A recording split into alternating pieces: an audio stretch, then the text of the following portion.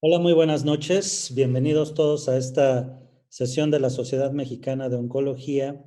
Y ahora el tema melanoma. Vamos a tener una sesión sumamente interesante. Agradezco el apoyo y el patrocinio de Bristol Myers Squibb México para poder llevar a cabo estas actividades de educación médica continua. Es una sesión sumamente interesante. Tenemos tres ponentes, uno medio chafa, que soy yo, pero dos que son sumamente expertos en el área de melanoma, diría yo, de las personas que más saben de melanoma, no solo en México, sino en América Latina. Y este Ultimate Crossfire en Inmunooncología, patrocinado, les digo, por Bristol Myers, de la cirugía al tratamiento de la enfermedad metastásica en melanoma. Me va a tocar dar un poco del panorama de la cirugía, qué rol puede tener en la enfermedad metastásica, y vamos a también a contar con la opinión del doctor Jerónimo Rodríguez Cid. Él es oncólogo médico con mucha experiencia en el manejo de melanoma, y el doctor Miguel Ángel Álvarez Avitia, también oncólogo médico del Instituto Nacional de Cancerología, el doctor Rodríguez Sur de Médica Sur y el Instituto Nacional de Enfermedades Respiratorias. Vamos a comenzar, les decía yo, de nuestros ponentes, el doctor Rodríguez Cid. Primero vamos a dar una introducción sobre el melanoma metastásico y el rol que pudiera tener la cirugía ahora en esta nueva modalidad de tratamiento de estos últimos 10 años a la fecha. Posteriormente, el doctor Rodríguez Cid tendremos un par de rounds donde el doctor Rodríguez Cid hablará o dará el tema más bien, porque no creo que haya algún sesgo ni nada, pero hablará sobre las terapias dirigidas, inhibidores BRAF/MEK. Posteriormente, el doctor Álvarez Avitia hablará de la inmunoncología y tendremos un segundo round con, de nuevo, el doctor Rodríguez Cid hablando a favor de la terapia dirigida, y el doctor Miguel Ángel Álvarez Avitia con la inmunoncología. Dejaremos al final las preguntas y vamos a hacer esta dinámica en el sentido de que, terminando estas preguntas, vamos a dejar unos 2 minutos para que entre ellos dos tengan su encuentro y sus debates, y posterior vamos a ir haciendo los que debatan también con las preguntas que ustedes amablemente nos irán mandando desde la comodidad de su casa. Cuando hablamos en parte de cirugía y melanoma metastásico, tenemos que hablar de un ícono en melanoma que es el doctor Donald Morton. Donald Morton se distinguió por dos aspectos básicos en su vida. El primero de ellos, perdón, que fue el del desarrollo del ganglio centinela en melanoma, y que después dio pie a ganglio centinela en mama y a todas las neoplasias. Entonces es un ícono en esa creación. Pero la otra línea de investigación que tenía era lo del melanoma metastásico. Fue de los pioneros en la terapia inmunológica con base en vacunas, y curiosamente, cuando partíamos, más o menos hablábamos del 2010, 2012, y estaba toda esta era de los nuevos medicamentos para melanoma, se le preguntó al doctor de Donald Morton en una sesión que cuál era el tratamiento del melanoma avanzado y metastásico, y él decía: el tratamiento del melanoma es cirugía, cirugía, cirugía. Obviamente, conforme fue pasando todo este tiempo y estas palabras resonaban en todos los foros de melanoma, donde discutían y discutíamos a nivel nacional e internacional, pues qué rol podía tener la cirugía si ya teníamos terapias altamente efectivas. ¿Cómo vamos a manejar esta primera parte de la cirugía? Bueno, tenemos que entender que por melanoma metastásico no entendemos una sola entidad. Entendemos varios escenarios en donde no es lo mismo el paciente que llega con un melanoma primario en etapa clínica 4 que aquel paciente que estuvo con un melanoma inicial y después recae a distancia, que es un melanoma en etapa 4, pero es un melanoma recurrente. Y no es lo mismo ese paciente que recurrió al año que el que recurrió 10 años después.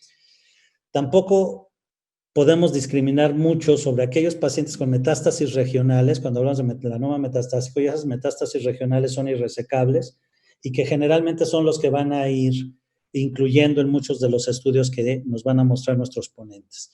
Y obviamente el melanoma metastásico no es lo mismo si es metastásico a pulmón, a piel o a sistema nervioso central. Y algo que parece tan obvio como lo que estoy diciendo, van a ver ustedes que han visto pacientes con melanoma que tiene una biología de enfermedad sumamente aberrada y diferente.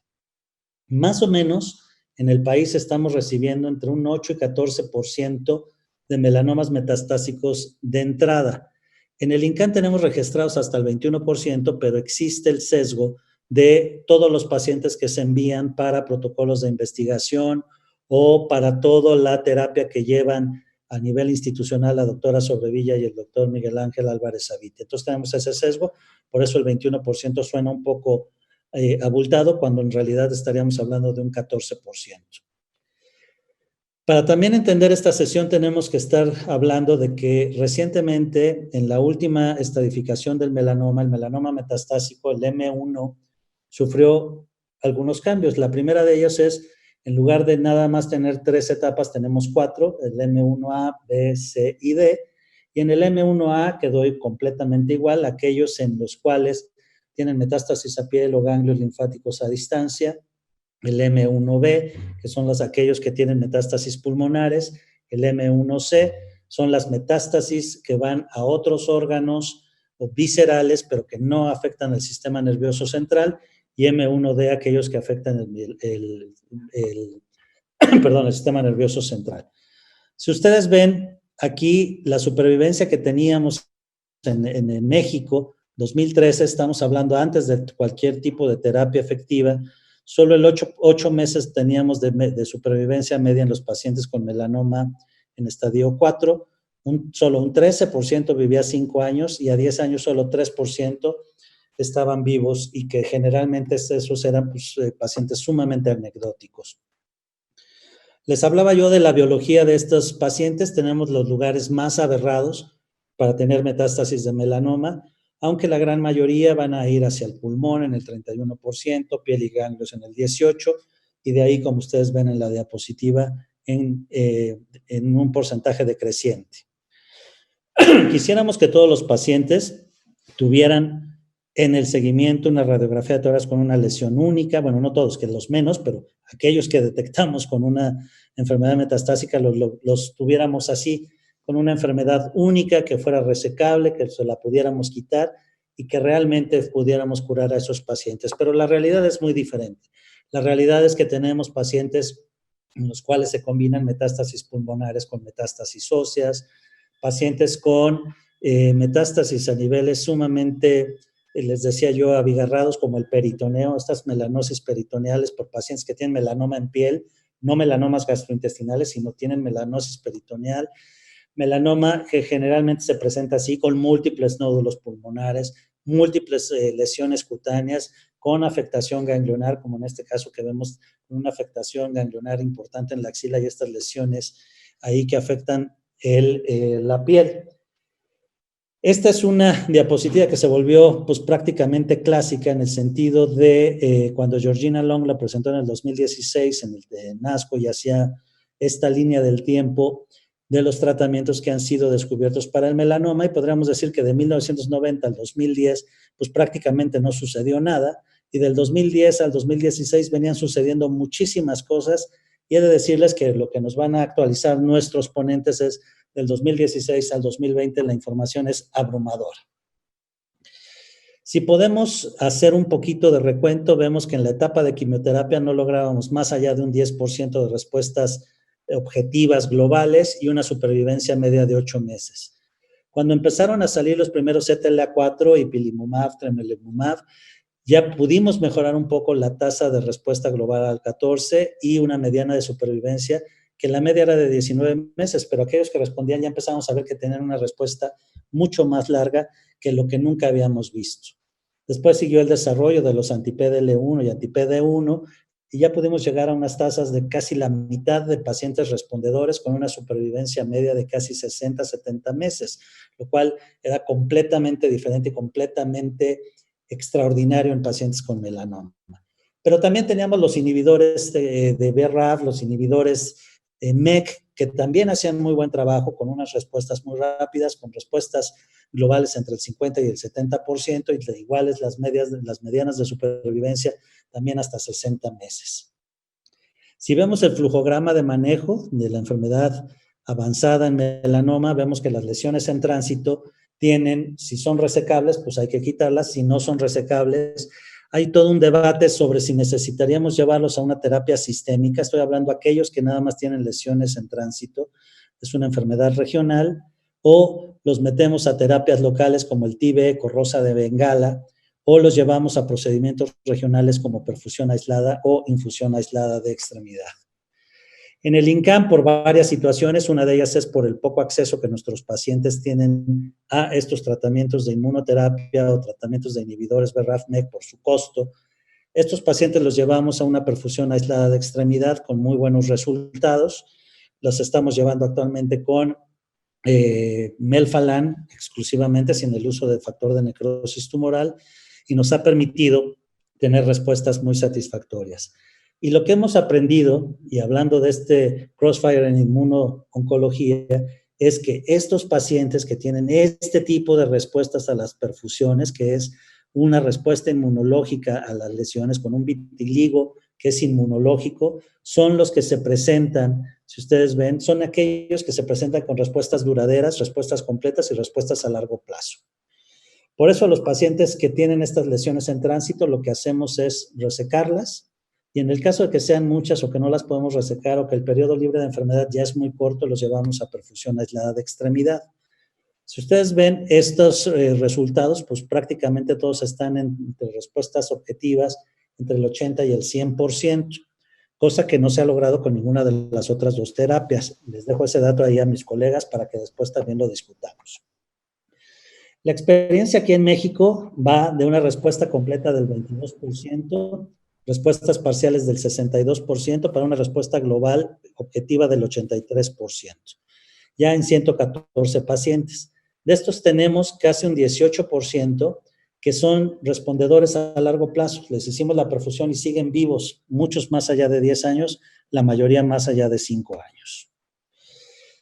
Esta es una tesis que hizo el doctor Chinchilla ahora en Colombia, donde analizábamos en una muestra de estos pacientes, donde la mayoría eran en extremidades inferiores, con poca toxicidad. Si ustedes ven, las mayores toxicidades eran el enrojecimiento de la extremidad.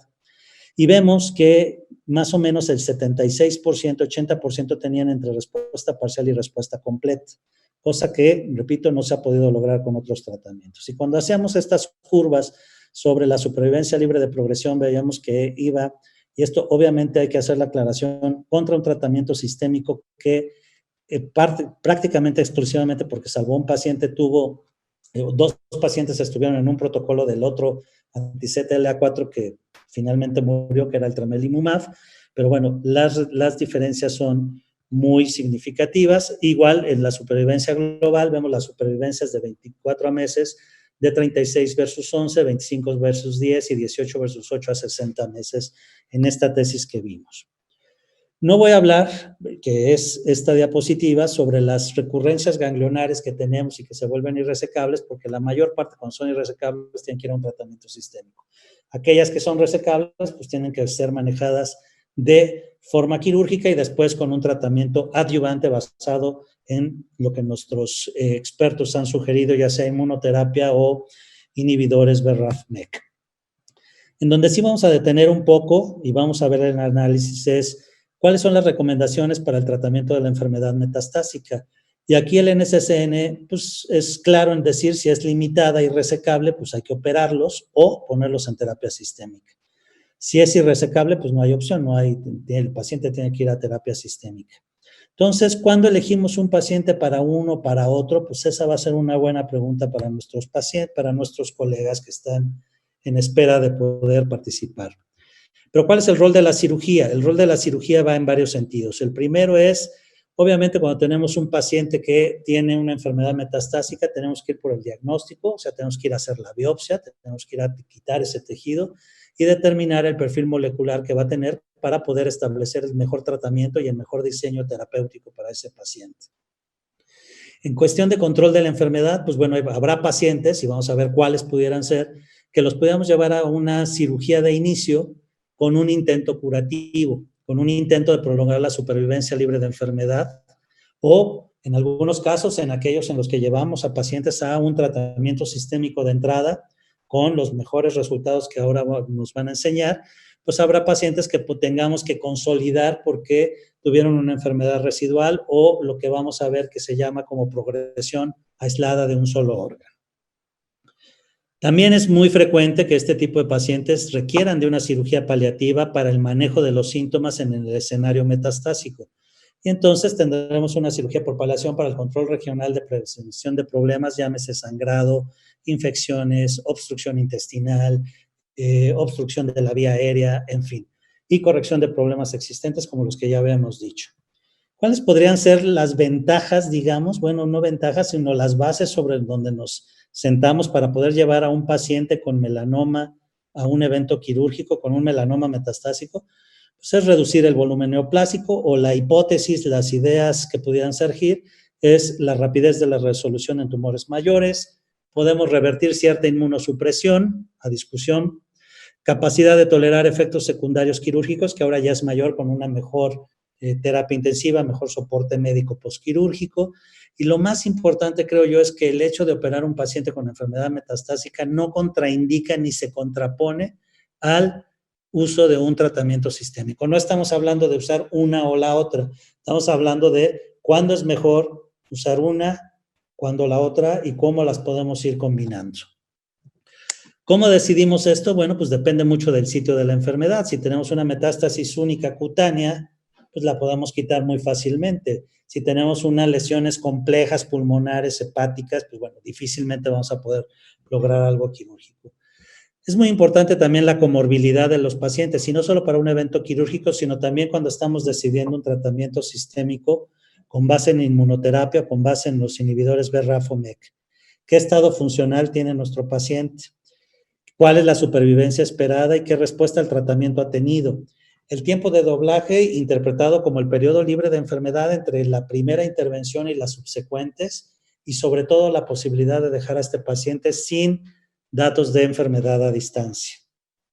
¿Qué pasa en estos grupos de pacientes si los operamos? Vean ustedes, este es un trabajo del MSLT1 en el cual son un grupo de pacientes que eran diseñados para recibir cirugía y observación versus cirugía más ganglio centinela, y en el periodo de tiempo en el cual se estuvieron siguiendo, aquellos que desarrollaron enfermedad metastásica los volvieron a estar siguiendo. Y se vio que básicamente a los pacientes que iban a cirugía y al mejor tratamiento sistémico tenían una mejor supervivencia que aquellos que iban a un mejor tratamiento sistémico exclusivamente. Esto lleva un sesgo, lleva el sesgo de que operábamos también a los pacientes que tenían menor carga de enfermedad, menor afectación de su estado funcional, y aquellos a lo mejor que no queríamos operar los mandábamos solamente a tratamiento sistémico.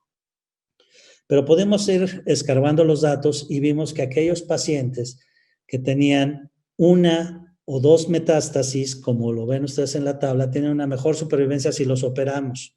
Aquellos que tienen menos de 3 sitios de enfermedad metastásica. Aquellos, como ven ustedes en las gráficas, que tienen un periodo libre de enfermedad amplio, mayor de 12 meses, idealmente. O aquellos que tienen metástasis cutánea, que es el M1A o metástasis granulionares a distancia, seguidos de los que tienen metástasis pulmonares y tal vez también en algún pequeño grupo de aquellos pacientes con enfermedades viscerales o metástasis viscerales no pulmonares. También el número de metástasis influía, si tienen una metástasis, si tienen 2 o tienen 3. Y esto lo pudimos diseñar y lo pudimos confirmar con otros estudios que también tenían ese diseño de pacientes en tratamiento adyuvante y aquellos que tuvieran enfermedad metastásica, analizarlos cómo evolucionaban, que es el MMITE-3 y el MMITE-4, y que confirmaron básicamente la misma información. Si ustedes ven, ya en la experiencia propia, los pacientes con metástasis única tienen una supervivencia mejor que las metástasis múltiples. Parece una obviedad, pero así sucede en nuestro hospital. También si tienen 1, 2 o 3 sitios, la mortalidad va incrementándose. Y vean ustedes, estos son ya trabajos recientes donde la doctora Danielle Bello del Memorial Sloan Kettering analizó esto y encontramos 2 datos importantes. Primero es aquellos pacientes en los cuales se pudieron llevar a una cirugía y que se encontraron sin evidencia de enfermedad después de la cirugía, tienen una supervivencia media que no es alcanzada todavía a 5 años, contra aquellos que se operaron y dejaron algún residual, que solo es de 10.8 meses. Y el otro dato que es muy interesante, si ustedes ven en estas curvas de supervivencia, tenemos pacientes que respondieron, es decir, se llevaron a cirugía y lo que se quitó no era tumor, era fibrosis, era un residual que no tenía enfermedad viable y tienen una supervivencia de casi el 90% a 60 meses. Y hay un pequeño grupo en los cuales tienen esto que se llama progresión aislada en un órgano. Suceden casos a lo mejor en los cuales se da un tratamiento sistémico, se responde muy bien en el pulmón, en el hígado y quedan unas metástasis cutáneas, o al revés, responde muy bien en las metástasis cutáneas, en la lesión del hígado, pero queda una o dos lesiones pulmonares del resto que ya habían tenido y podemos llevarlo a cirugía para poderlas quitar. En estos pacientes la supervivencia que se alcanza es muy buena y aquellos que tienen progresión múltiple, lo mejor es la supervivencia, aún en los que se operó es muy mala, y esos pacientes que tienen progresión múltiple, salvo que tengan una indicación paliativa, no es bueno llevarlos a cirugía. Otros enfoques que se han dado, aparte del tratamiento neoadyuvante, que eso lo veremos más adelante, es vamos a operar a los pacientes con esta terapia de TILS, que se infunden linfocitos recabados del tumor inflamatorio, y se les pone después de la metastasectomía y la supervivencia que se puede alcanzar es muy buena. Es de los últimos trabajos que se han publicado. Órgano por órgano, las recomendaciones pues es para aquellos pacientes con M1A, las metástasis cutáneas tendrán que ser resecadas con margen negativo. No es necesario dar márgenes amplios, sino con solo obtener un margen negativo con milímetros es más que suficiente. Y para la enfermedad linfática a distancia podemos tener las disecciones radicales clásicas o modificadas para cuello. En la axila preferimos manejar los 3 niveles independientemente que se puedan hacer tumorectomías. Y para la ingle o la pelvis manejamos la disección inguinopélvica. Para el melanoma pulmonar, si ustedes ven, la supervivencia cuando podemos llevar a los pacientes a una resección completa de las metástasis es sumamente superior a aquellos cuando no podemos operarlos. Y casos como estos, pues hay muchos en los cuales se tienen pacientes con enfermedad pulmonar que son llevados a resecciones y 2 años después siguen sin evidencia de enfermedad. Pacientes con metástasis únicas, que serían los mejores escenarios en los cuales se pueden resecar y la paciente sigue viva 4 o 5 años después de la cirugía sin ningún tratamiento sistémico. Para aquellos pacientes que tienen melanoma visceral, son pocos realmente los casos en los cuales puedan ser llevados a cirugía de inicio. Generalmente vamos a preferir que aquellos sean tratados de forma de tratamiento sistémico y en los cuales las resecciones hepáticas, si ustedes ven, aquellos que se resecaron tienen una mejor supervivencia que aquellos que no, y los metaanálisis favorecen el uso de la cirugía en aquellos pocos casos en los cuales el número de metástasis y el número de órganos nos pudiera conllevar a una cirugía hepática efectiva. Lo mismo sucede para las metástasis suprarrenales y algo que es muy, o era común encontrar de repente pacientes con metástasis gastrointestinales en los cuales los operábamos o por sangrado o por obstrucción intestinal y era el único sitio, podían alcanzar una buena supervivencia. Caso como este, cortesía del doctor Merrick Ross, en el cual causa la metástasis una intususcepción intestinal y que puede ser resecada de forma completa. Punto y aparte son el melanoma en el sistema nervioso central. Ese tiene todo un manejo con base en radiocirugía, en el tratamiento sistémico que es clave para llevarlo y en el tratamiento con radioterapia.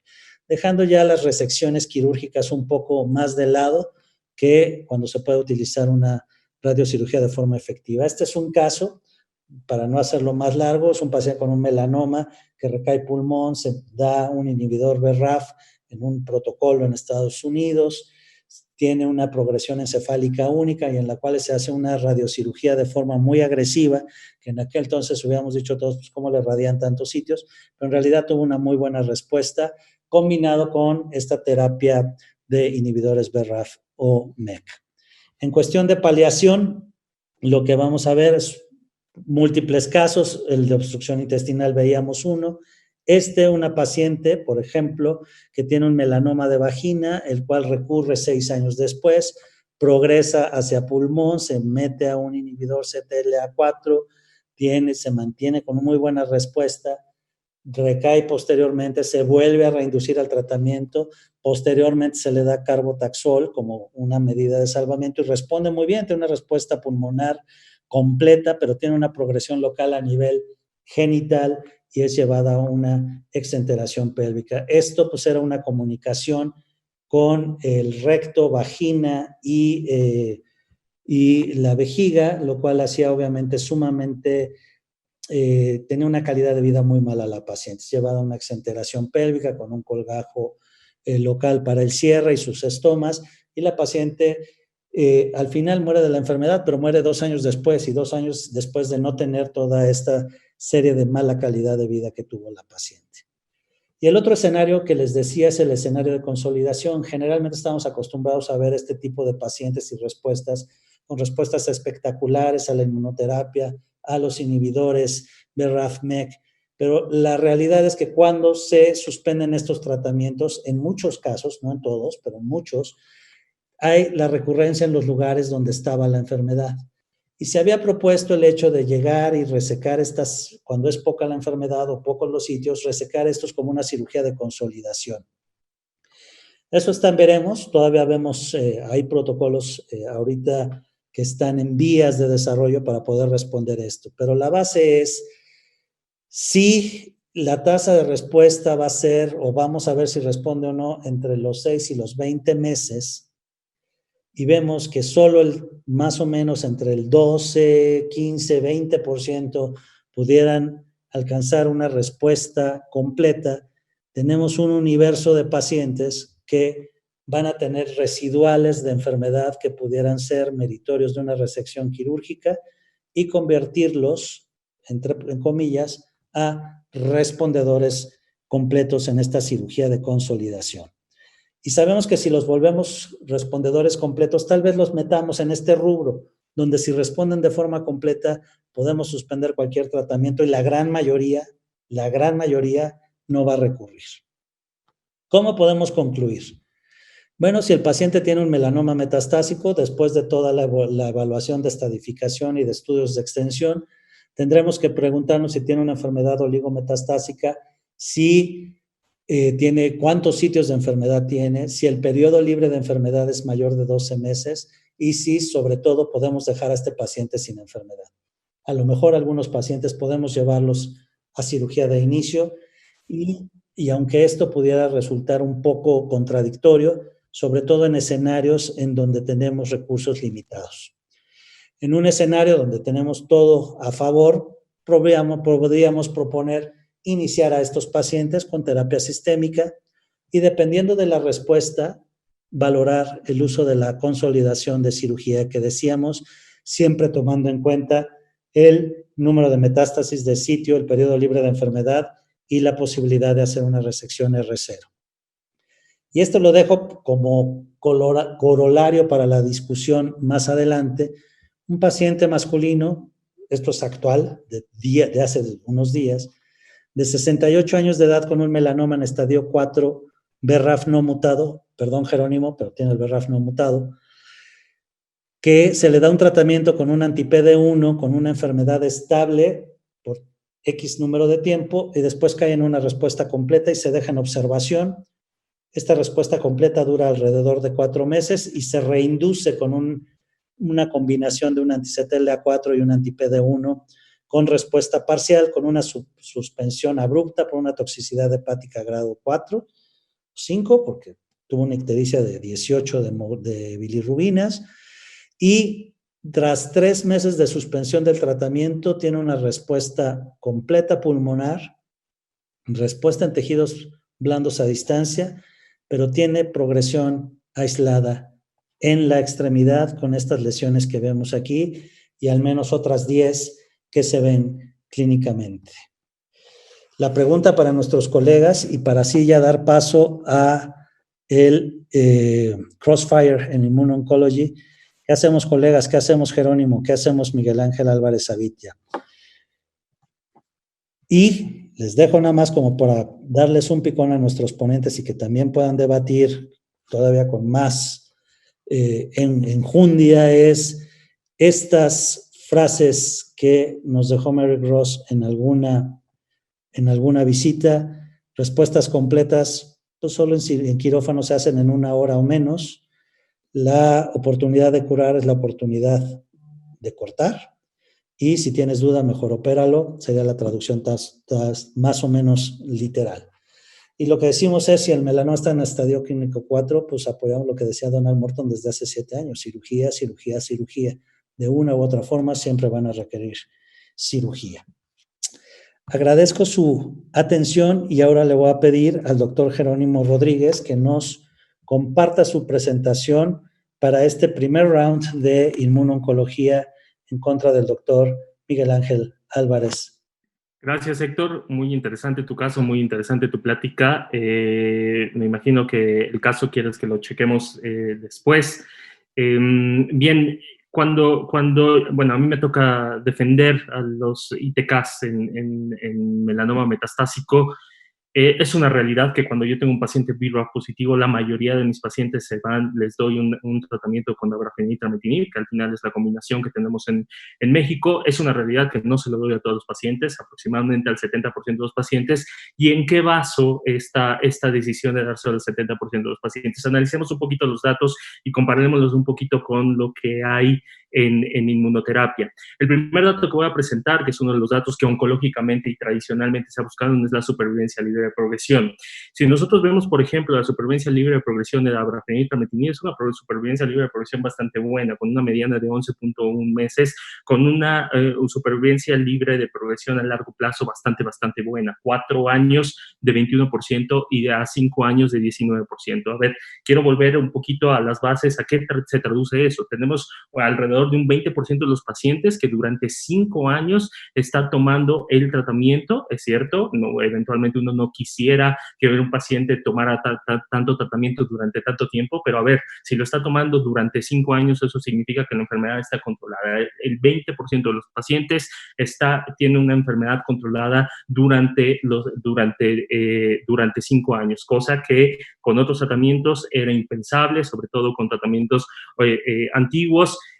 Ahora con las combinaciones de un anti-BRAF y de un anti-MEK y los tratamientos también de inmunoterapia, esto es factible. Sin embargo, cuando hablamos en supervivencia libre de progresión y analizamos de manera muy sencilla, si nosotros vamos a la mediana en este estudio de nivolumab o de nivo más ipilimumab, ustedes pueden ver que si comparan las medianas, en realidad no son equiparables a las que se encuentran con dabrafenib-trametinib. Entiendo también que la supervivencia a largo plazo también es bastante buena, la supervivencia libre de progresión a largo plazo. Aquí a 4 años, por ejemplo, con nivolumab es de 31%, bastante equiparable a dabrafenib-trametinib. Sin embargo, permítanme analizar un poquito más la supervivencia libre de progresión y en qué se traduce la supervivencia libre de progresión.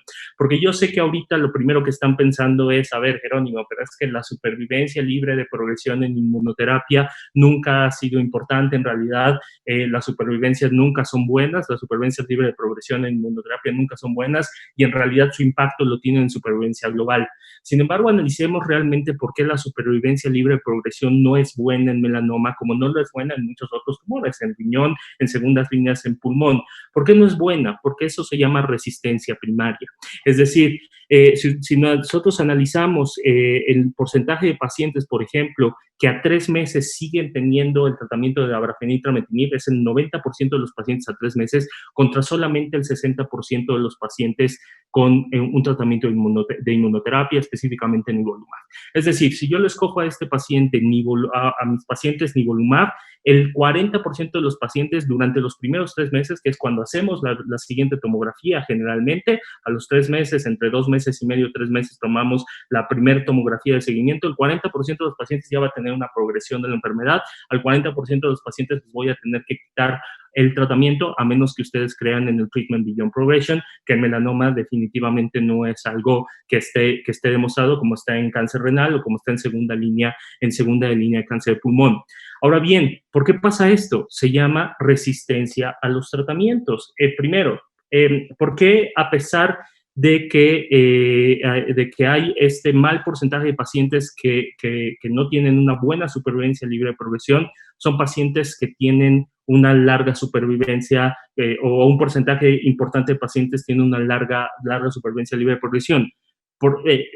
Esa supervivencia en inmunoterapia es porque es dependiente de la respuesta. Y lo vamos a ver al ratito. Los pacientes que hacen respuesta completa, los pacientes que hacen respuesta parcial, son los pacientes que les va bien con el tratamiento de inmunoterapia. Pero les puedo asegurar que los pacientes que tienen una buena supervivencia global, una buena supervivencia libre de progresión, no son estos pacientes que progresaron durante los 3 meses, ni son durante los 6 meses. Entonces, la supervivencia libre de progresión también es importante porque te habla de mecanismos de resistencia a los diferentes tratamientos. Y además, ¿qué te puede? Es decir, mientras hoy estamos buscando y hay fácil entre 15 a 20 líneas de investigación para buscar cuáles son o cómo vencer los mecanismos de resistencia a inmunoterapia, la realidad es que resistencia primaria de abarfanib y trametinib solamente se encuentra en el 8% de los pacientes y tiene que ver mucho con la tasa de respuesta. Aquí lo estoy comparando contra nivolumab y ipilimumab. Esto es importante porque hoy no es un estándar aceptado de inmunoterapia. A mí me gusta, y es otra de las discusiones que tengo también con mis colegas, que a mí me gusta utilizar nivolumab y ipilimumab cuando utilizo un tratamiento de inmunoterapia, no en todos los pacientes, pero en varios pacientes lo utilizo. Sin embargo, si nosotros vamos a tasa de respuesta, también va a ganar dabrafenib y trametinib. Y es tan básico como decir, a ver, pues 91% de beneficio clínico contra 71% si utilizamos nivo-ipi, si utilizamos nivolumab, este beneficio clínico, que es la sumatoria de respuesta completa, respuestas parciales y enfermedad estable, disminuye un 60%. Y entonces aquí tiene también mayor importancia. ¿Por qué? Porque justamente lo que mencionaba Héctor anteriormente, bueno, pues si yo tengo un paciente con enfermedad oligometastásica o una enfermedad que potencialmente puedo llevar a que me responda el paciente para que después se dé un tratamiento de cirugía y tratar de dejar al paciente sin enfermedad, también entonces te debe importar la tasa de respuesta. Y sin duda no hay ninguna otra estrategia que te dé tantas tasas de respuesta como el 92%. Y tiene que ver con el biomarcador. Tiene que ver que mientras en inmunoterapia, por más efectiva y no estoy en contra de la inmunoterapia, me fascina la inmunoterapia, la realidad es que la inmunoterapia afortunadamente se puede hacer todavía más perfectible y lo que viene en el futuro es hacerla más perfectible, pero mucho se va a basar en personalizar la inmunoterapia y mucho se va a basar en el conocer los mecanismos de resistencia. Pero también es una realidad que en la inmunoterapia seguimos buscando biomarcadores. Y en melanoma no existe un solo biomarcador de inmunoterapia. Yo creo que el PDL1, pero así en consenso, no existe ningún biomarcador en melanoma que nos permita saber a qué paciente se va a beneficiar bien de la inmunoterapia o qué paciente no se va a beneficiar. Es decir, me parece muy interesante esto, me parece algo ahorita criticable de la inmunoterapia, pero me parece que a futuro es algo muy, muy interesante porque al final son líneas abiertas.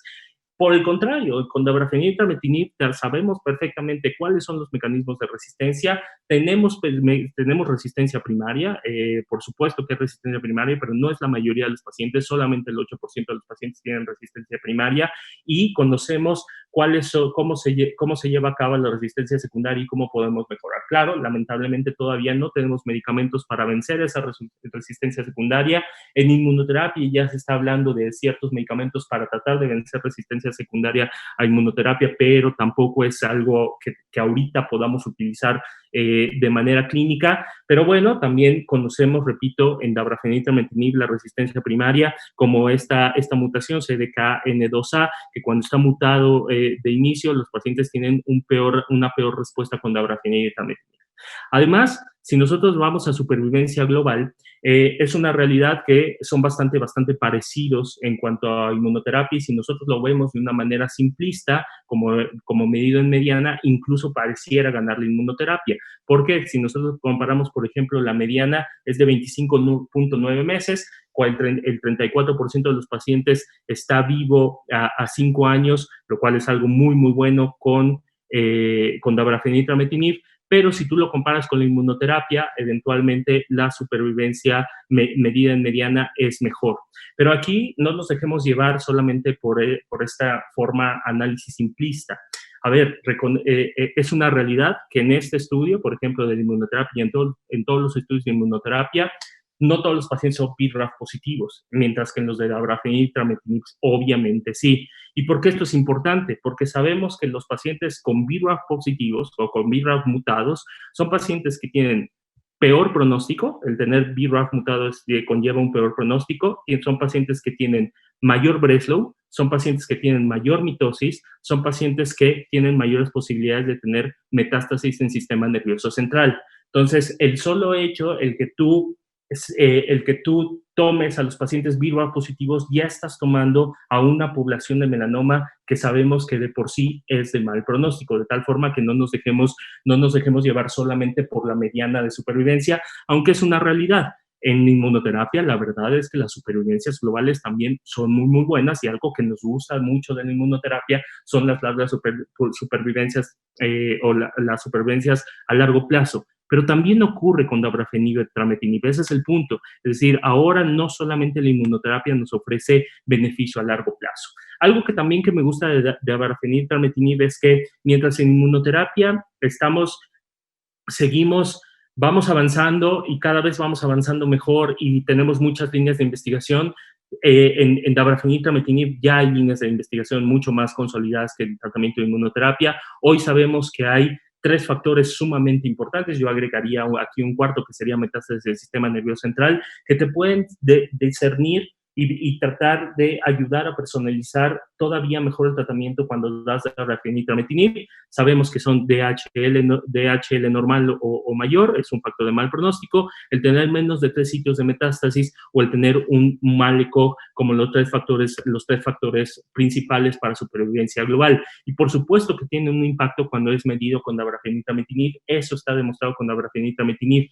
Pero ahora bien, si escogemos a los mejores pacientes con dabrafenib y trametinib, que son los pacientes que tienen DHL dentro de niveles normales, que es el 70% de los pacientes, el 30% de los pacientes, tanto con inmunoterapia como con dabrafenib, tienen DHL aumentada, pero el 70% de los pacientes tienen DHL normal. Entonces, fíjense las supervivencias a largo plazo. A 5 años, el 43% de los pacientes. Pero además, si tomamos todavía a los mejores pacientes, en donde tenemos DHL normal y tenemos menos de 3 sitios metastásicos, más de la mitad de nuestros pacientes van a estar vivos a 5 años. Eso, como se diría en nuestros tiempos, eso no lo tiene ni Obama, pues. Es decir, esa supervivencia a largo plazo no es solamente inmunoterapia, también se consigue con dabrafenib y trametinib, y es una de las razones por las cuales debemos seguir personalizando la medicina, debemos seguir personalizando los tratamientos,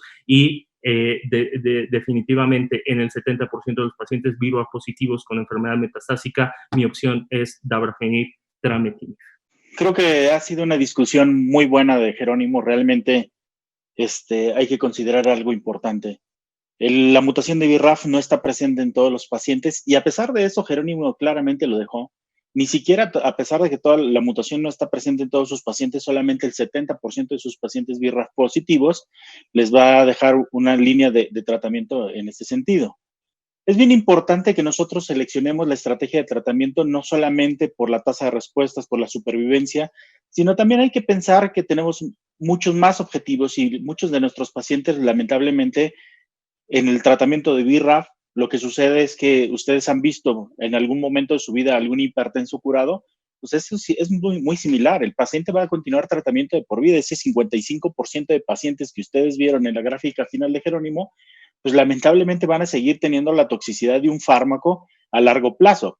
Entonces, aquí la pregunta, incluso Jerónimo ya lo mencionó, inmunoterapia o terapia blanco, o ambas. Y ustedes se van a dar cuenta que, a diferencia de la terapia blanco, la inmunoterapia todavía tienes capacidad o por lo menos tienes una probabilidad de volver a rescatar tu inmunoterapia con más inmunoterapia o cambiando tu mecanismo de acción. Y a diferencia de la terapia blanco, de que una vez que falla, es imposible que tú puedas utilizar una terapia blanco. O incluso, actualmente se está utilizando, y como lo van a ver más adelante posiblemente, pues de que la inmunoterapia también sirve para rescatar la terapia blanco. Es decir, pareciera que son complementos, sin embargo, no existe ninguna de las ventajas para esto. Y esta gráfica que ustedes ya conocen a perpetuidad, pues se van a dar cuenta de que muchos de nuestros pacientes, esa supervivencia de la enfermedad metastásica ha cambiado y lo que inicialmente termina siendo algo importante, que es la supervivencia a largo plazo, pues ahora que no te engañen de que la supervivencia libre de progresión. Sigue habiendo un grupo de pacientes que son resistentes a todo tratamiento y ese grupo de pacientes resistentes a todo tratamiento les va a seguir yendo mal. Y esos son el grupo de pacientes en los cuales vamos a necesitar investigación.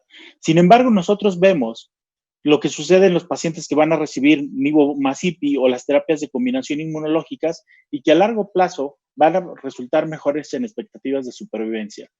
¿Y cómo seleccionamos a los pacientes? Y ustedes vamos a enfocarnos particularmente en los BRAF positivos. Y si ustedes se dan cuenta, si la terapia BRAF fuera el estándar de tratamiento para todos los pacientes BRAF, no sería una alternativa más de tratamiento como aparece en las múltiples publicaciones o en las múltiples guías. Y si a eso nos vamos en los pacientes de buen estado de performance, aunque sean BRAF positivos, se van a dar cuenta que una terapia anti-PD1, es decir, ni siquiera nivo-IPI, posiblemente un nivo solo o un pembro solo pueden ser muy buenas alternativas y las alternativas secundarias van a ser para este grupo de pacientes. Es decir, no todos los pacientes BRAF positivos requieren realmente la terapia BRAF. ¿Y a qué va basado eso? Posiblemente a términos farmacoeconómicos. Es decir, si tú seleccionas adecuadamente tu paciente basados en estas características, en buen status performance, que también pareciera que a largo plazo son los pacientes que más responden a las terapias inhibidoras de BRAF, pues también responden muy bien a un anti-PD1. Y hay que recordar que el anti-PD1, si el paciente es de ese grupo importante, que son el 60%, alcanza una respuesta parcial o una respuesta completa o enfermedad estable a 2 años, tú puedes suspender tu tratamiento y solamente vigilarlo más allá de 2 años. Entonces, es bien importante.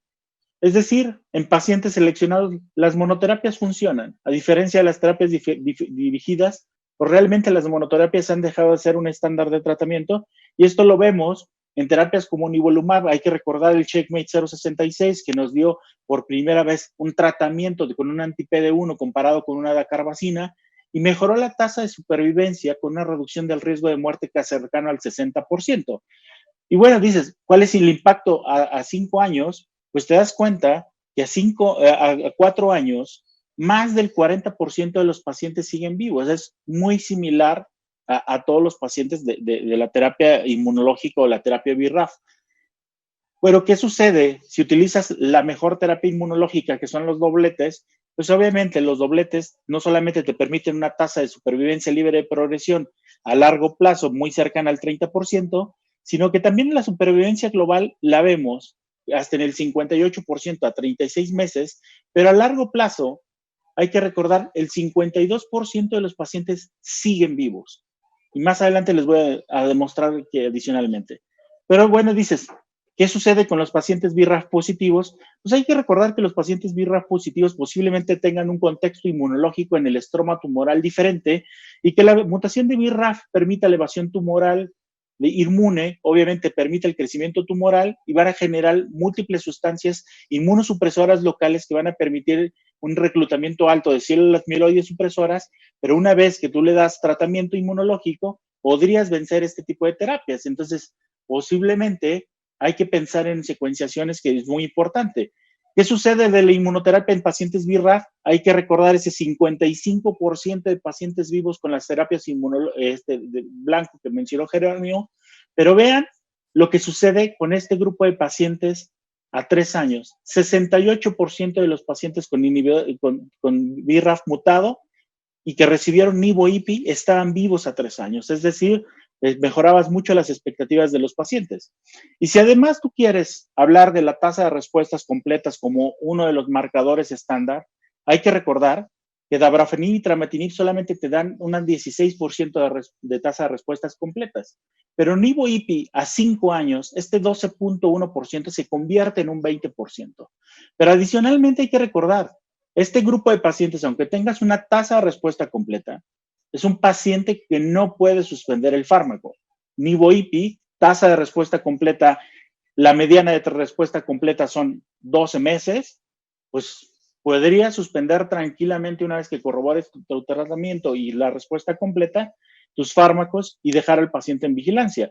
Y si ustedes ven la tasa de control tumoral solamente considerando la tasa de respuestas completas y la tasa de respuestas parciales, de 69 hasta el 57% y a 5 años incrementa hasta el 63%, posiblemente no haya muchas diferencias. Y la mediana de duración o la mediana del control tumoral, vean, 12.9 meses con un no alcanzado para los pacientes que reciben nivo-IPI o con no alcanzado para los pacientes que reciben pembro, o alrededor de 22 meses para los pacientes que solamente reciben hormonoterapia con nivo. Entonces tienes múltiples opciones para los pacientes, no solamente los BRAF mutados, sino los pacientes BRAF mutados. ¿Qué evidencia existe de secuenciar a los pacientes y por qué creo que debe de seguirse iniciando con inmuno independientemente de la mutación de BRAF? Es que los pacientes, en este grupo de pacientes que son BRAF mutados, te das cuenta de que iniciar con inmuno pareciera mejor que iniciar con la terapia BRAF. Y eso es lógico, y eso lo conocemos no solamente desde los pacientes que recibían monoterapias con inhibidores BRAF, donde la tasa de respuestas después de una falla de una terapia BRAF era muy mala y posiblemente poco alcanzabas ese grupo de pacientes. Y pareciera que los pacientes que les das inhibidor BRAF e inhibidor MEK siguen teniendo el mismo problema. Este otro grupo de pacientes de otro corte, te das cuenta de que también los grupos de pacientes se siguen beneficiando más de iniciar terapia sistémica previa con inmunoterapia que de los inhibidores BRAF. Y la secuenciación pareciera que es la clave de todo este grupo de pacientes. Si ustedes vean, los inhibidores BRAF, y aunque la supervivencia libre de progresión es mejor en este grupo de pacientes, cuando tú inicias solamente inmunoterapia y lo secuencias con otro tipo de drogas, tienes mejores expectativas de supervivencia. Adicionalmente, lo que tú quieres en un paciente de melanoma, que son tratamientos costosos y que son pacientes que ya viven actualmente afortunadamente mucho tiempo, es que los pacientes vivan mejor. Y si ustedes se dan cuenta, las probabilidades de supervivencia de los pacientes con inmunoterapia les va muy bien a largo plazo. Estás hablando más del 50% de los pacientes vivos a largo plazo. Pero además, un grupo de pacientes no ha iniciado, es decir, el tiempo al inicio del siguiente tratamiento, te das cuenta que a 60 meses, menos del 40% de los pacientes han iniciado un tratamiento subsecuente, es decir, pueden vivir en buena calidad de vida con la respuesta inicial, y si ustedes lo reciben nivo-IPI, más del 50% de los pacientes no han iniciado una segunda línea de tratamiento a largo plazo. Muchísimas gracias. Muchas gracias, Miguel Ángel. Básicamente, entonces, creo que los dos van medio empatados en quién beneficia más pacientes, pero ahora vamos a la round número 2. En los pacientes de mal pronóstico, porque aquí podríamos decir, ese paciente que tiene una o dos metástasis en uno solo o dos órganos, DHL normal, pues hasta yo lo opero y le curo el melanoma. Pero veamos a ver en estos pacientes de mal pronóstico quién está mejor. Jerónimo. Gracias. Eventualmente creo que va a haber réplica después, porque hay varios puntos que me gustaría tocar sobre lo que dijo Miguel Ángel. Bien, hablemos de los pacientes en mal pronóstico. Yo creo eventualmente lo voy a decir desde ahorita. Aquí es el punto débil de dabrafenib, definitivamente. Cuando yo les decía en el round pasado, el 70% de los pacientes yo les doy dabrafenib, ese otro 30% de los pacientes al que me refería, aunque tengan BRAF positivos, les doy un tratamiento de inmunoterapia, son precisamente los pacientes de mal pronóstico, y eso lo he mencionado siempre en cualquier foro. Y mucho de mi análisis de dónde viene eso es que ciertamente, si bien nadie puede tomar decisiones basado en un forest plot, es lo que hay, es lo que tenemos, y es una realidad que cuando yo hago el análisis en todos los estudios con dabrafenib, trametinib, en el pool análisis, en el COMBI-B, en el COMBI-D, lamentablemente aquellos pacientes que tienen DH, y bueno, en el pool análisis que hizo Georgina, por supuesto, lamentablemente los pacientes que tienen DHL aumentada son los pacientes que menos se benefician de dabrafenib, trametinib. Y con inmunoterapia en realidad no tenemos tampoco ese pool análisis, sin embargo tenemos los forest plot que nos dicen que cuando tiene DHL aumentada al menos no más de 2 veces lo normal, sino al menos menos una vez, o sea, menos de 2 veces lo normal, pero de HL aumentada, se siguen beneficiando de un tratamiento de inmunoterapia. Esa es una realidad, es uno de los factores que yo decido, a pesar de ser BRAF positivos, llevarlos a un tratamiento de inmunoterapia, y ya les había mostrado esto, es decir, yo les hablaba de cómo se comportaban los mejores pacientes, pero también ahora hablemos de los peores pacientes, es decir, si nosotros comparamos a los peores pacientes en esta supervivencia a largo plazo, pues lamentablemente ese 43% de los pacientes se cae a un 16% a 5 años, que no es mala, en realidad 16% en melanoma. Lo que pasa es que ahorita también nos estamos acostumbrando, y que bueno, nos estamos acostumbrando a ir buscando más y más y más, y también ir buscando hazard ratios muy, muy buenos, por debajo de 0.70 y medianas de supervivencia global por arriba de 25 meses o por arriba de 20 meses más bien, y con supervivientes a largo plazo por arriba de al menos 20%, que eran los pacientes con ipilimumab o tratados con ipilimumab, ¿no? Entonces, al final no es mala, pero definitivamente no es el punto más conveniente para dar dabrafenib-trametinib.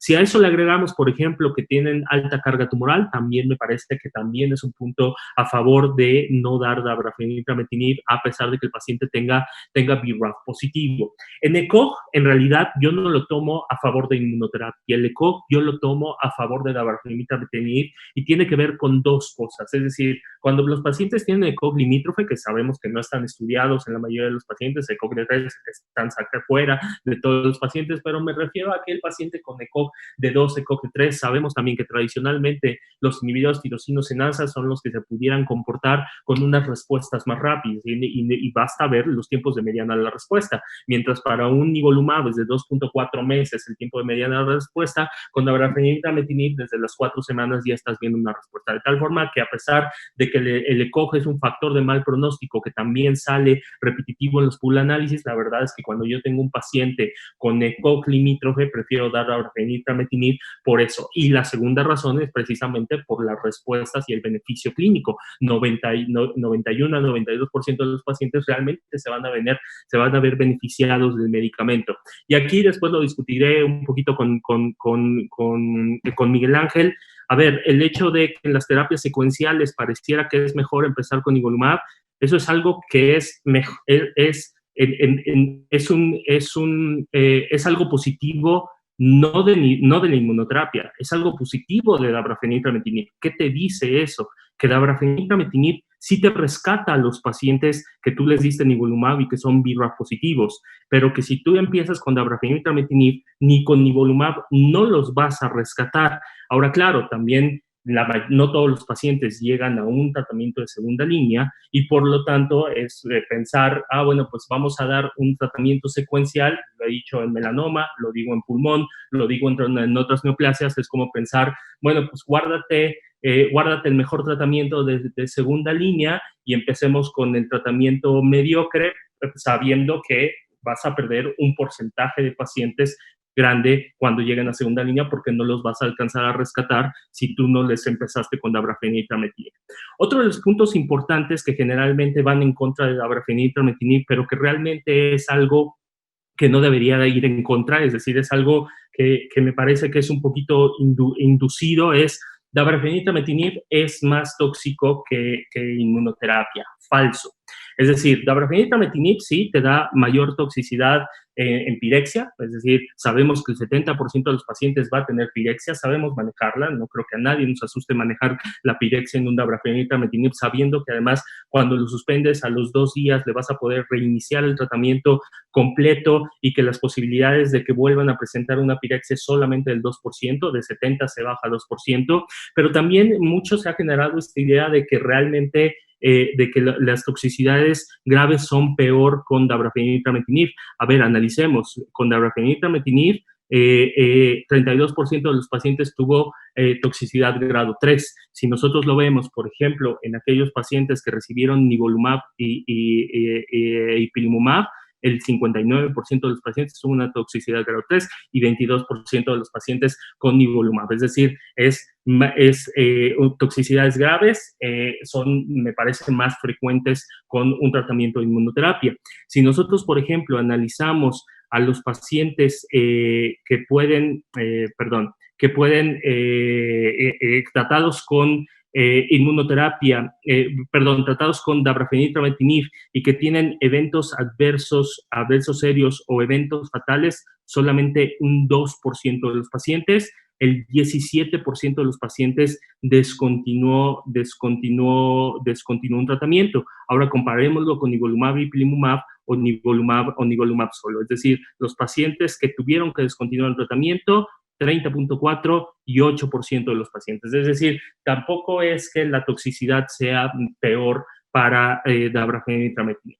Ahora bien, es una realidad que al final no se debe estar peleado dabrafenib y trametinib con los tratamientos de inmunoterapia. Al final me parece que una de las, y ya lo mencionaba Miguel Ángel, lo mencionaba muy bien, una de las estrategias ahora para mejorar el beneficio de dabrafenib y trametinib es precisamente agregar un tratamiento de inmunoterapia. El COMBI, presentado en ASCO hace un mes, recuerden que combinó dabrafenib, trametinib más un tratamiento de inmunoterapia, un anti-PD1 llamado espartalizumab, un tratamiento de la misma compañía farmacéutica, y es un estudio hecho en 3 fases, fase 1, fase 2, fase 3, pero todos los pacientes van a ser en un pool para el mismo estudio. Se presentaron los datos del estudio de la parte fase 1, esta es la parte fase 1 y de la parte fase 2, y ustedes vean la tasa de respuesta al menos en la fase 1. Yo nunca había visto ni en pulmón,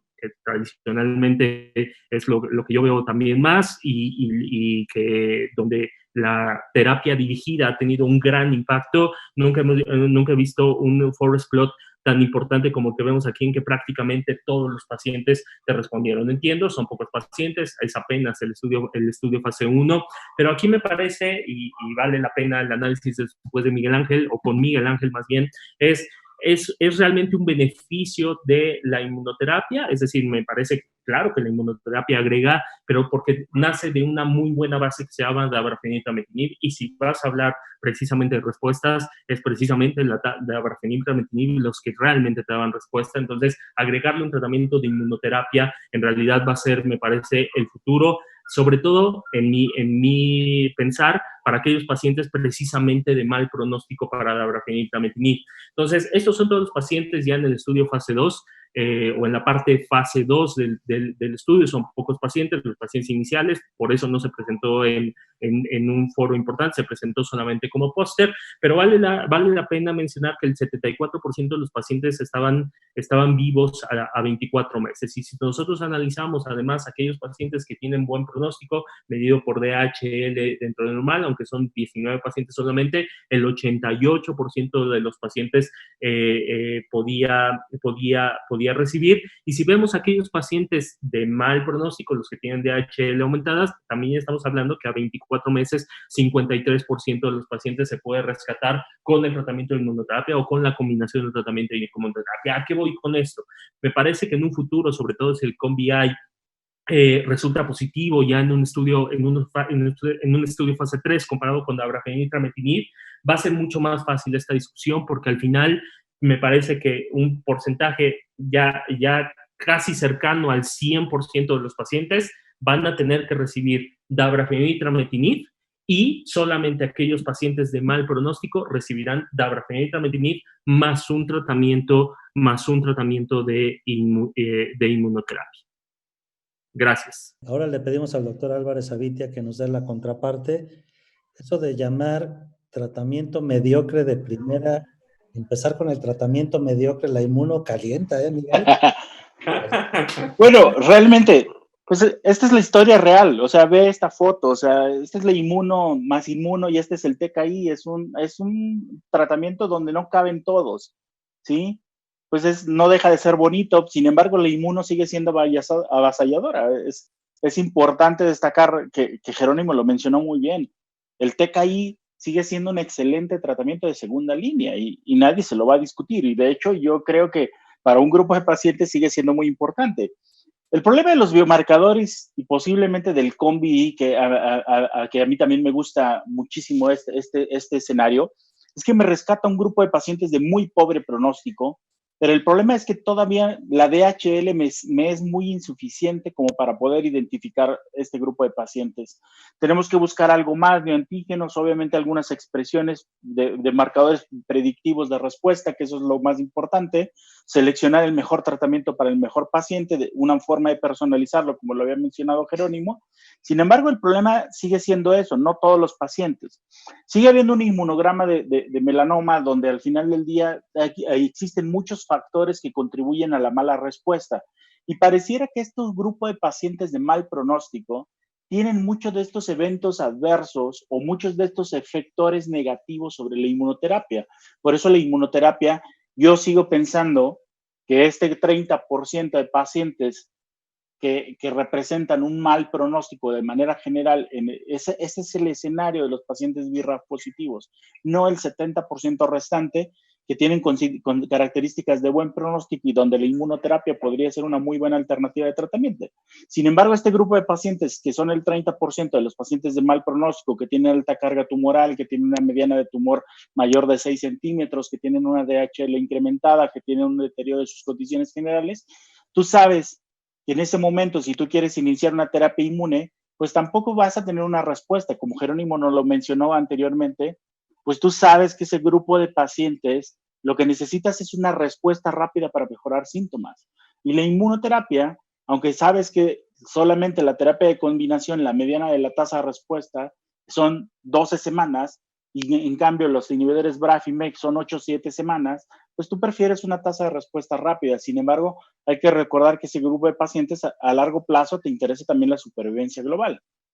Y de manera general, tú sabes que la inmunoterapia, ya sabíamos que la inmunoterapia basados en la DHL son pacientes que responden mal. Los pacientes que tienen la DHL incrementada, esta cohorte presentada por el doctor Nakamura, de 98 pacientes tratados solamente con inmunoterapia, con anti-PD1, demuestra que los pacientes, este grupo de pacientes no solamente les va a ir mal con inmuno, les va a ir mal también con los inhibidores BRAF, pero también si tú ves el índice que se saca de linfocitos T, también les va mal a aquellos pacientes que tienen un índice adverso. El estado funcional, que al final del día no deja de ser más que una representación de la carga tumoral, y la mediana de diámetro, pues está muy padre decir, bueno, si selecciones pacientes de bajo potencial, pues es la misma historia que tenemos actualmente en próstata. El M0 no metastásico, resistente a la castración, le va muy bien porque la carga tumoral es muy pequeña. Y al final del día, a menor carga tumoral, pues les va mucho mejor. Tú sabes que tienes más probabilidades de respuesta. Es decir, pues hay que seleccionar nuestros pacientes de la vida real. El paciente que llega con alto volumen tumoral, el paciente que realmente de la vida real que tiene una expectativa de tratamiento completamente diferente. ¿Qué sucede con los pacientes con DHL normal? Pues los pacientes con DHL normal, si tú lo ves en esta tasa de supervivencia 5 años, el 60% están vivos con nivo-IPI. ¿Sí? Pero tampoco es nada despreciable que este grupo de pacientes, el 38% que tienen DHL elevada, estén vivos a 5 años y que tengan una excelente calidad de vida. Y hay que recordar que de esta curva de supervivencia, todos estos pacientes solamente recibieron tratamiento durante 2 años. La mayor parte de los pacientes, el impacto de la supervivencia global de este grupo de pacientes, son pacientes que van a tardar mucho en recurrir. Además, tienes otro grupo de pacientes que sigue siendo un paciente mal pronóstico. Y aquí sí le doy la razón completamente a Jerónimo, donde este grupo de pacientes se benefician de tener BRAF. Hay que recordar que ya no solamente es el GPA que habitualmente hacíamos para todos los pacientes con cáncer metastásico del sistema nervioso central, que actualmente ya tenemos un GPA específico para melanoma, y aquellos pacientes que tienen BRAF, hay que recordar que las moléculas pequeñas, si ustedes recuerdan el estudio BREAK2, eran pacientes en el estudio BREAK2 con davarafenib que tenían muy buena penetración al sistema nervioso central, y el grupo de pacientes sintomáticos son pacientes candidatos para el inhibidor BRAF. Sin embargo, también hay un grupo de pacientes que están asintomáticos a pesar de la enfermedad del sistema nervioso central.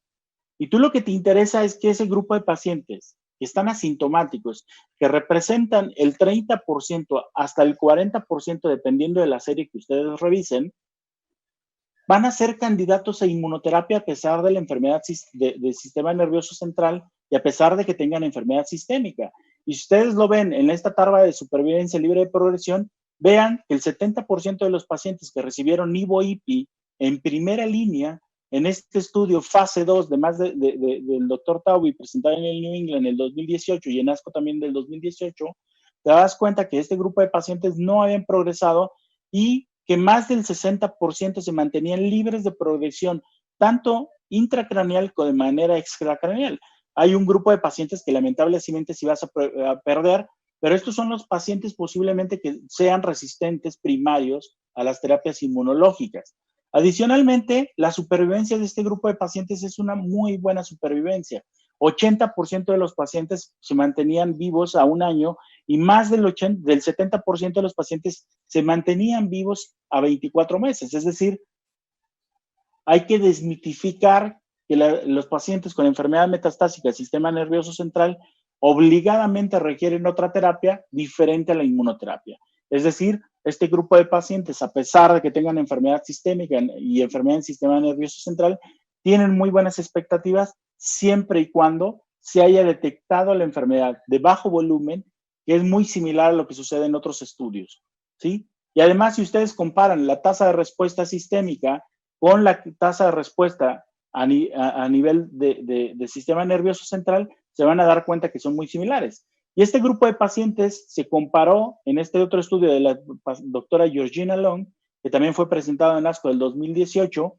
Hay que recordar que este grupo de pacientes, si ustedes ven estas gráficas en cascada, pues tampoco es tan diferente la tasa de control. Estás hablando de un 70% de control comparativamente. Y si el paciente ya había recibido una terapia previa, vean que las tasas de respuesta son muy similares. Es decir, seguimos teniendo un problema. Los pacientes de pobre pronóstico, seguimos teniendo la carencia de biomarcadores para que nosotros podamos decidir la terapia.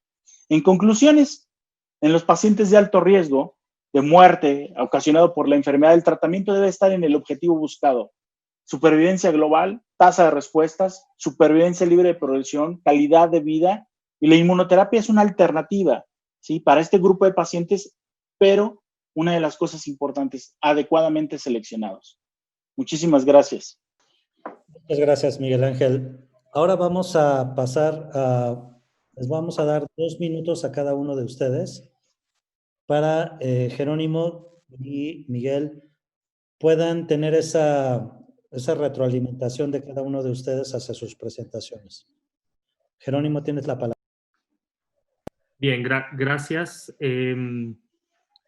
Bien, me parece que al final podemos estar de acuerdo en muchas cosas y desacuerdo en realmente muy poquitas. Yo estoy, por ejemplo, de acuerdo mucho a mí me gusta mucho utilizar inmunoterapia en metástasis del sistema nervioso central, en especial nivolumab y ipilimumab. Podríamos discutir un poquito, y pues yo le podría discutir a Miguel Ángeles, bueno, a ver todas las comparaciones, o prácticamente todas las comparaciones le hiciste con nivolumab y ipilimumab, cuando es un tratamiento que realmente, y lo hemos discutido él y yo en otras sesiones, cuando hablamos de pura inmunoterapia o en advisories, cuando es un tratamiento donde realmente tú no estás acostumbrado a dar nivolumab y ipilimumab, cuando FDA no lo ha aprobado, y cuando yo creo que sí se tiene un papel ipilimumab, y ipilimumab me parece que vence mecanismos de resistencia a nivolumab probados, demostrados, etcétera. Pero bueno, eso me parece que es también para otra cosa. Algo importante para mí es, a ver, es cierto, si nosotros tomamos como objetivo supervivencias globales a largo plazo, la inmunoterapia parece muy buena opción. El problema es que tú no tomas la decisión en el momento a los 5 años. Es decir, tú no sabes qué paciente, tú no tienes una bolita de cristal al tomar la decisión para decir, en 5 años este paciente va a estar bien. Al menos no lo ha demostrado la inmunoterapia. Es decir, la inmunoterapia depende de que tengas buena respuesta. ¿Qué sabemos de la inmunoterapia? Depende de que tengas respuesta. Obviamente, los pacientes con respuesta completa, los pacientes con respuesta parcial, son los pacientes que tienen una supervivencia global bastante bien. Es decir, es una variable subrogada. A ver, vamos, Miguel, 2 minutos para lo que tengas que... Fíjate que Jerónimo tiene mucha razón. Al final del día, muchas veces nosotros seleccionamos los tratamientos, pero también una de las cosas importantes es el control de la enfermedad a largo plazo. No solamente es vivir por vivir, o sea, y eso no es una frase mía, eso se mencionó recientemente, es cómo va a vivir el paciente. Es decir, va a vivir tomando un medicamento de manera crónica, va a vivir con una tasa de control de la enfermedad. Hay que recordar que la mediana de duración del control de la enfermedad, estamos hablando de alrededor de los 15 meses en los tratamientos con dabratrametinib, y en los pacientes con Nivo/Ipi ni siquiera fue alcanzado. Dices, bueno, no todos los pacientes, y tienes razón, mucha razón Jerónimo, no todos los pacientes utilizamos Nivo/Ipi. La mayoría de los pacientes que tratamos en el país siguen siendo tratados con monoterapias como una alternativa de tratamiento, posiblemente por economía, ¿sí? Y que eso es muy cierto. Sin embargo, a pesar de este tema económico, la mediana de control de la enfermedad sigue siendo muy alta. Estás hablando que con nivolumab son alrededor de 22 meses, que supera los 15 meses del control de la enfermedad que te da dabratrametinib, o no alcanzada en los pacientes que recibieron pembro. Dices, bueno, me voy a la supervivencia global. Pues, supervivencia global, al final del día, la mediana de supervivencia de dabratrame son 25 meses. Con pembro solo como monoterapia son 33 meses en primera línea. Si el paciente ya recibió una línea previa, son alrededor de 28 meses. Son más de 30 meses en los pacientes con nivo monoterapia, y pues obviamente no alcanzada en los pacientes que recibieron Nivo/Ipi. Entonces, no solamente es recibir tratamiento, sino también la calidad de vida. Y tiene razón Jerónimo, muchos de los pacientes que tienen toxicidad no se van a curar de la toxicidad, pero hay que recordar que los pacientes que recibieron tratamiento actualmente con los esquemas que estamos utilizando, muchos de los pacientes la toxicidad es completamente manejable. Una de las cosas que aprendimos nosotros con el advenimiento de la inmunoterapia es la toxicidad, si la identificas adecuadamente y de manera oportuna, siempre es manejable. Eso es algo muy importante. A diferencia de las toxicidades crónicas, que sigue siendo un problema que muchos de los pacientes a largo plazo siguen teniendo mucha fatiga con dabratrame, pues en inmunoterapia las toxicidades crónicas no deja de ser más allá de un paciente que tenga hipotiroidismo que no le genera ningún problema tomarse su tratamiento. Y si nosotros vemos esta gráfica de presentación, solamente de los pacientes que estaban vivos sin tratamiento a 5 años, el 5% tenían toxicidad crónica. Es decir, de ese 55% de pacientes vivos a 5 años, solamente el 5% van a tener toxicidad crónica. Entonces tampoco hay que mitificar la toxicidad crónica, porque al final del día sigue siendo algo completamente manejable. Jerónimo, regresamos contigo. Sí, perdón. En efecto, a ver, yo lo resumiría de la siguiente forma. Me parece que al final las dos estrategias son muy, muy buenas. Eventualmente, ¿cuáles son los beneficios de dar un BRAF comparado con el tratamiento de inmunoterapia? Es beneficio clínico. O sea, cada vez que tú recetes dabrafenib, trametinib, sabes que en el 92% de los pacientes les estás ayudando en algo. Les estás ayudando en estabilizar su enfermedad, en tener respuesta completa o en tener respuesta parcial.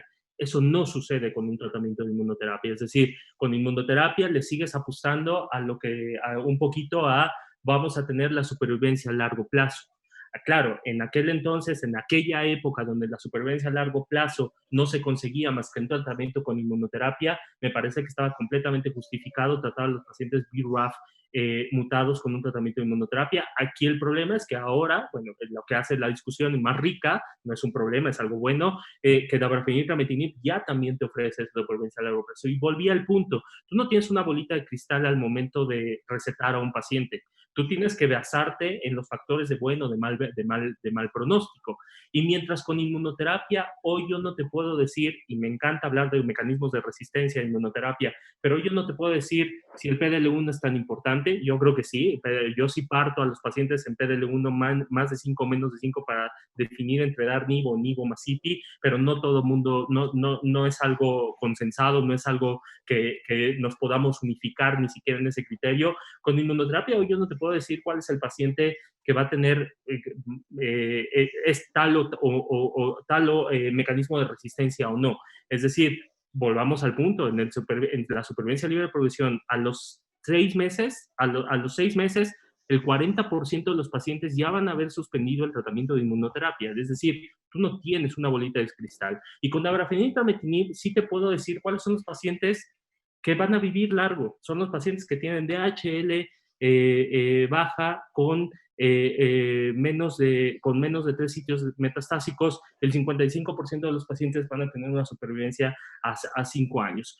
Y el 92% de los pacientes que tú les recetes dabrafenib, trametinib van a tener un beneficio. Y entonces, si te basas en ok, no solamente te fijas en supervivencia global, te fijas en control de síntomas, te fijas en calidad de vida y te fijas en que realmente tú a cada uno de tus pacientes les quieres dar un beneficio, no solamente ese 40% de los pacientes que viven a largo plazo, sino a cada uno de los pacientes, incluyendo aquellos pacientes de mal pronóstico, tienes que escoger un buen tratamiento que, repito, no podemos ahorita generalizar y decir solo dabratrame o solo inmunoterapia para estos pacientes. Muy bien, vamos a pasar a las preguntas del público, son muchas, entonces las traté de resumir y al final les voy a dejar una tarea para que nos la puedan responder a los que no somos expertos en esto. Hay varias preguntas sobre terapias solas, ipilimumab solo, bemurafenib solo, dabrafenib solo. Jerónimo primero, bemu solo, dabra solo, y después me No, gustaría me parece... el Ángel Álvarez Avitia de ipilimumab solo. ¿Todavía hay algún lugar para ello? Perdón, inicio yo. Bemurafenib, dabrafenib solo, me parece que no, me parece que es un error. Sabemos que tiene, en su momento fue mejor que la carbacina, cualquiera de los dos, pero realmente el problema con bemurafenib, dabrafenib, que ahora de hecho cuesta trabajo quitar esa idea, era que solamente era para pacientes sumamente sintomáticos y que eventualmente, porque sí pasaba, era que el paciente cuando progresaba tenía un fenómeno de flare y prácticamente era irrescatable con cualquier tratamiento. Eso me parece que al menos, me parece que debemos abandonar esa práctica cuando ya sabemos que no hay otros medicamentos que puedan alcanzarlo. No se alcanzan con Nivo, no se alcanzan con IPI, no se alcanzan con Pebro. Tarmetinib no funciona como un medicamento para vencer resistencia secundaria a bemurafenib o dabrafenib. Ok. ¿Ipilimumab solo, Miguel Ángel? Yo creo que ya la época de ipilimumab solo, como dijo Jerónimo, los anti-CTLA4 ya tienen otro papel.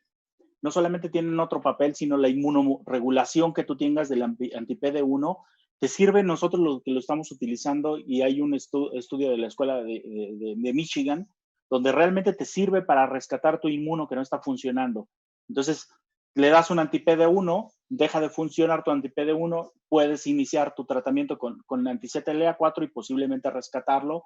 Y eso es una de las alternativas. Otra de las alternativas, y que nosotros hay que hablar, son de los mecanismos canónicos y los no canónicos que tenemos actualmente con anti-CTLA4, y pareciera que estos mecanismos no convencionales podrían funcionar, y nosotros actualmente llevamos protocolos donde los pacientes reciben IPI de manera continua, particularmente el 651 de cabeza y cuello, donde las tasas de respuesta son muy buenas a largo plazo, y es utilizar el IPI a dosis más bajas, pero de manera continua. Entonces yo creo que el IPI solo ya ha cambiado completamente la percepción de que sea una droga útil. Hay que recordar una tasa de respuestas alrededor del 11%, pero adicionalmente una toxicidad que puede ser muy limitante, más si no tienen la experiencia de utilizarlo.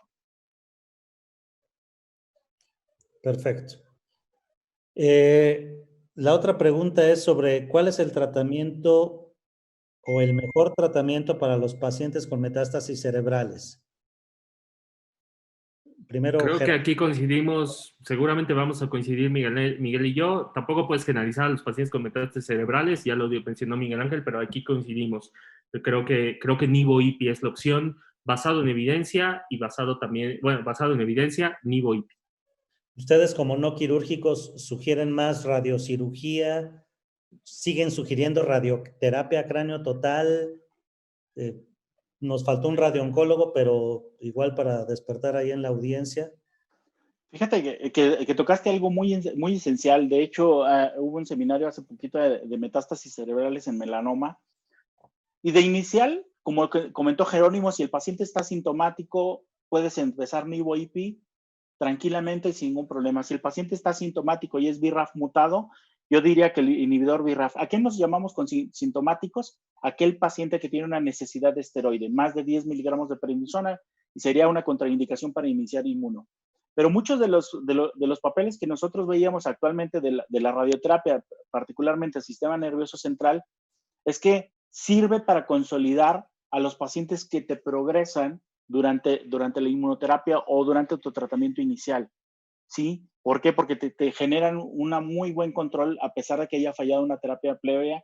Si el paciente no tiene una respuesta previa, puedes continuar con inmunoterapia y mejora las expectativas y la calidad de vida de los pacientes. Entonces, sí estás hablando ya de radioterapia como consolidación. Otro grupo es los pacientes que tienen respuestas mixtas, es decir, una lesión grande tuvo una respuesta parcial y de repente ves que una se está escapando. Ese grupo de pacientes se pueden consolidar con ese BRT con una muy buena tasa de respuestas y muy buena tasa de control. Entonces, como dijo Jerónimo, ya no puedes generalizar a todos los pacientes de enfermedad del sistema nervioso central y ahora tienes que dividirlos no solamente en factores pronósticos, la DHL, si tienen síntomas o no si tienen síntomas, si tienen más de 5 lesiones, menos de 5 lesiones, el volumen tumoral también importa para que tú decidas qué tratamiento tienes que iniciar y cómo debes de consolidar. Pero yo creo que la radioterapia sigue teniendo un papel muy importante en este grupo de pacientes, no solamente de metástasis o de paliación para enfermedad del sistema nervioso central, sino también por los aspectos inmunológicos que conlleva buscar de manera intencionada el efecto abscopal, pero también ya hay un efecto adscopal, que es intratumoral, que también pudiera funcionar muy bien en este grupo de pacientes que está recibiendo inmunoterapia. Aunque los dos efectos, ahí cabe mencionarlo, siguen siendo eventos aleatorios en el tiempo y que posiblemente cuando tengamos, como dijo Jerónimo, biomarcadores adecuados, posiblemente vayamos a tener mejores expectativas de respuesta. Tú lo mencionaste hace rato, Héctor. Me parece que la cirugía va a seguir teniendo un papel, la radioterapia, todos los tratamientos locales, perfusión aislada, radioterapia, van a seguir teniendo un papel y cada vez van a tener un papel. Conforme nosotros avancemos en tratamientos sistémicos con mejores tasas de respuesta, con mayor control de la enfermedad, se van a ir surgiendo esos pacientes de buen pronóstico que puedes llevar mediante radioterapia, mediante cirugía o mediante una perfusión aislada a un tratamiento incluso, bueno, con la intención de dejar sin enfermedad al paciente. Ok, para el doctor Álvarez Avitia, el doctor Julio Noriega Díaz nos pregunta, ¿qué opinión respecto al uso de 2 ciclos de nivo-IPI versus 4 ciclos? Yo creo que mientras el paciente te lo tolere, yo creo que debe de ser. De todos modos, hay una de los pacientes que tuvieron solamente 2 ciclos de nivo-IPI y se suspendió por toxicidad, el paciente sigue teniendo beneficio del tratamiento. Entonces, lo ideal es completar los tratamientos. Pareciera que más ciclos en este sentido el IPI es mejor, pero no te debe de preocupar si el paciente solamente recibió 2. Suspender un paciente sin toxicidad, que era lo que también se veía en algunos otros foros, pareciera que no tiene sentido. Si el paciente te sigue tolerando, es decir, los 4 ciclos y está con una muy buena tasa de respuesta y además no tiene toxicidad, pues no, suspenderle a 2 ciclos pues no tiene ningún sentido. Sería continuar el esquema adecuadamente. No sé, Jerónimo, ¿tú qué piensas en este sentido? Me imagino que la pregunta también va un poquito que lo que se presentó en ASCO, en ASCO ahorita es que, pero es un estudio no solamente en melanoma, es un estudio en varios tumores, que dar 2 dosis de ipilimumab, incluso dosis de 1 miligramo por kilogramo de peso, tiene el mismo beneficio que 4 dosis. Sin embargo, recordemos que, bueno, para llevarlo a la práctica se necesita un estudio mucho más avanzado, con un estudio comparativo, con varias dosis de ipilimumab.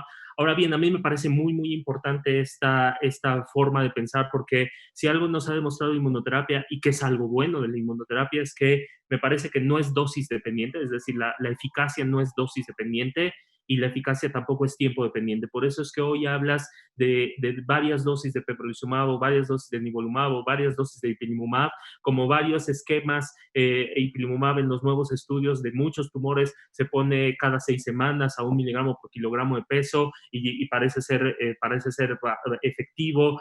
Ya se están hablando de nivolumab cada 4 semanas, pembrolizumab cada 6 semanas. Me parece que uno de los beneficios también de la inmunoterapia es que no es dosis dependiente y eso es una de las líneas de investigación en un futuro de cómo vamos a mejorar la inmunoterapia. Me parece que lo vas a mejorar al reducir toxicidad, al reducir dosis de ipilimumab, al reducir tiempo en que le das ipilimumab, pero también porque ipilimumab, y ya lo mencionaba Miguel Ángel, ipilimumab es te va a vencer, bueno, primero te vence resistencias primarias y te puede vencer resistencias secundarias. Lo que pasa es que todavía no sabemos exactamente a qué pacientes, pero de que ha demostrado ipilimumab ser eficaz para eso, lo ha demostrado y más en melanoma.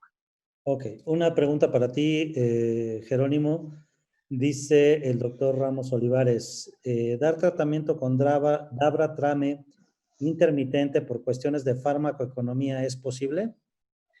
No hay ningún estudio y aquí, a diferencia de la inmunoterapia, Dabratrame sí es dependiente de dosis. Es decir, si su eficacia es dependiente de la dosis, es dependiente de la dosis utilizada, como todo TKI, es dependiente de la dosis y dependiente de tomarlo. Eso es una de las características de todos los TKIs. Claro, entiendo que hay ciertos estudios que a veces tomándolos o sea, en ayuno es diferente que tomarlo en no ayuno, etcétera, pero con dabrafenib, eso no está demostrado, de tal forma que utilizar menos dosis o utilizar de manera intermitente me parece que podría ser un error, porque lo que podemos generar es precisamente mayor posibilidad de resistencias secundarias y menor eficacia. Entonces, si lo vamos a utilizar, mejor utilizarlo a dosis completa.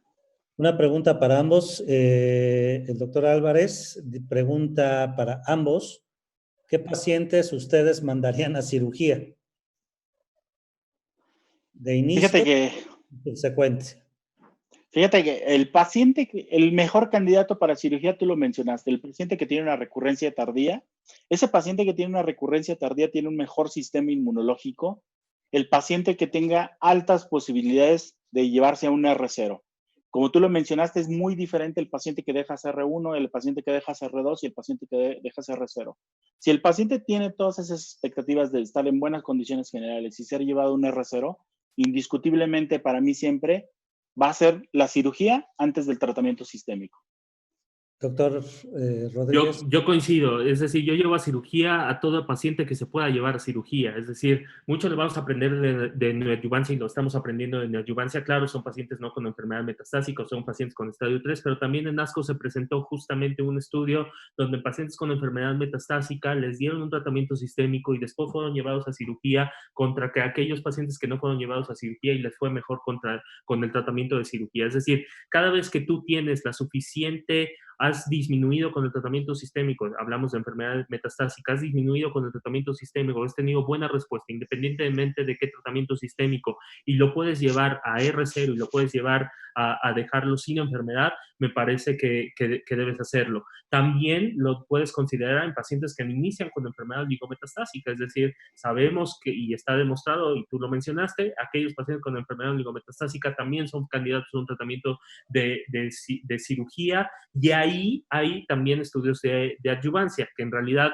ahí sí el único estudio de los 3 que hay que metió a esos pacientes con enfermedad oligometastásica es con nivolumab precisamente, y ahí sería la indicación de nivolumab de manera adyuvancia, porque los otros 2, ni dabratrame ni pembrolizumab, lo han demostrado, ¿no? Vamos a cerrar con algo más concreto para ambos, y ya que ya son 9:30 pasadito, me gustaría que Miguel Ángel Álvarez Avitia me diera 3 razones por las cuales iniciar en un paciente con melanoma metastásico BRAF mutado, iniciar con inhibidores TKI. Supervivencia a largo plazo, ¿sí? Eso es indiscutible para un paciente BRAF positivo de iniciar la inmunoterapia. 2, tratamientos más cortos. Y 3, economía. Me gustaría ahora que el doctor Jerónimo Rodríguez me diga 3 razones por las cuales iniciar con inmunooncología en pacientes con melanoma metastásico. Bien, la primera definitivamente sería no necesitas biomarcador.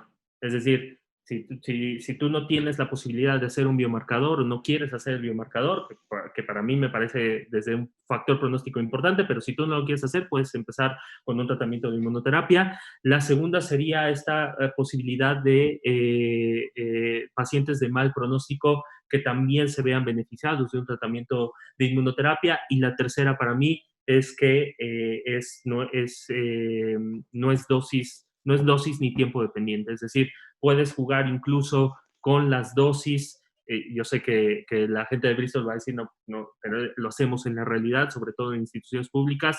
A veces no damos la dosis fija, damos la dosis dada por kilo de peso porque es la que más conviene. El melanoma están aprobados por kilo de peso, pero jugar con estas dosis y estos tiempos también beneficia al paciente en no ir tanto al hospital, en no gastar tanto también.